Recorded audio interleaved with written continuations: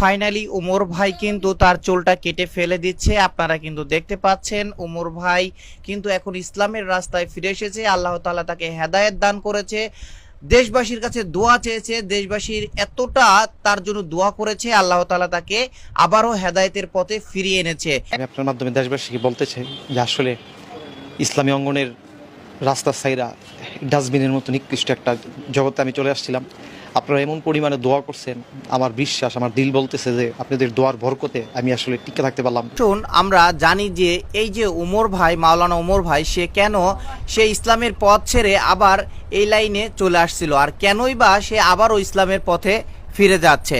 আসলে মূলত এই যে অনেকে বলতেছে যে উমর ভাই ভাইরাল হওয়ার জন্য সে এই রাস্তাটা অবলম্বন করেছে।